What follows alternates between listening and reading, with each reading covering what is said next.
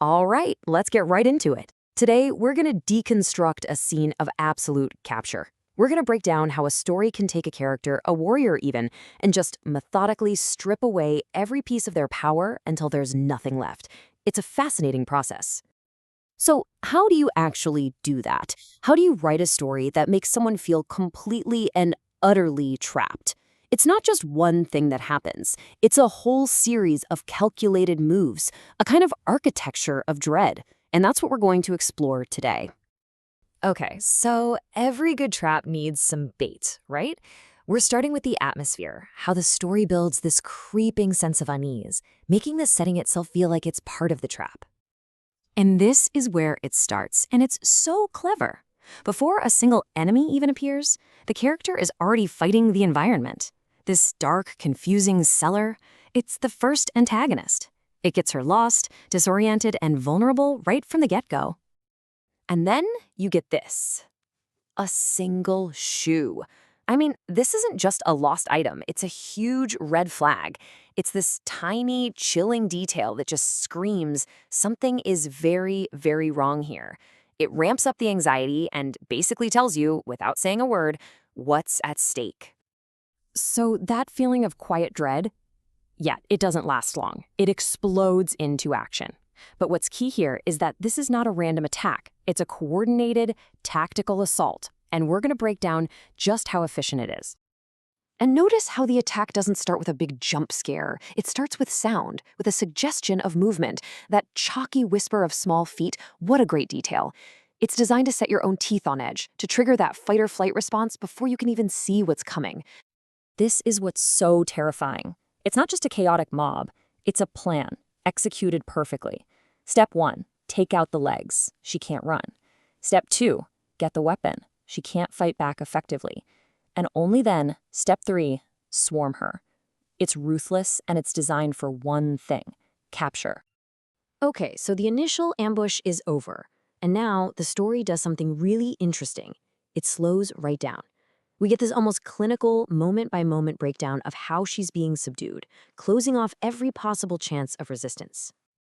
Wow, look at this. This comparison says it all, doesn't it?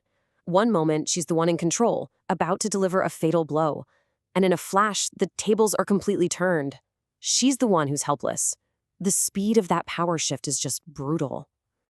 And this is so much more than just being tied up. Each one of these things is another layer of control. They're not just securing her arms and legs. They're knotting her hair into the ropes for leverage. They're controlling her breathing. They're stripping her down. It's a total, systematic dismantling of her autonomy.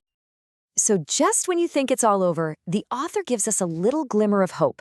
And this is such a classic move in storytelling, because giving the character, and you, the reader, a real chance to escape makes the final failure so much more crushing. You can literally map out the emotional roller coaster right here.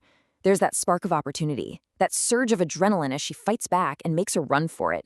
You can feel the desperation in that chase for the light, and then the gut-wrenching halt when the ropes catch. The last step, the gag, is the final nail in the coffin. Her voice is gone. 4. Just 4 steps. That number is just devastating, isn't it? Freedom wasn't some far-off dream. It was right there. She could almost touch it. Making it that close, that tangible, and then yanking it away, that is how you maximize the feeling of utter despair. All right, the fight is over. The physical capture is complete. But the story's not done. Now we go inside the character's head for the final stage, the psychological collapse. This is where the feeling of hopelessness is permanently sealed. She's been disoriented, stripped, gagged. She has zero physical power left. So the real battlefield shifts. It's not about the cellar anymore. The real horror is what's happening in her mind, that maelstrom of fear. That is the final prison. And this right here, this is the final moment of surrender. Those aren't just tears of pain. They're tears of despair. The fight has officially left her. All that's left is the crushing weight of how close she came and the terrifying unknown future. So what's the takeaway from all this? Why do we tell stories like this? Maybe it's because by building up that hope so high just to shatter it, these narratives force us to look at how fragile power really is and how deeply its loss can affect us. They're a powerful, if terrifying, look into our deepest fears, built one agonizing piece at a time.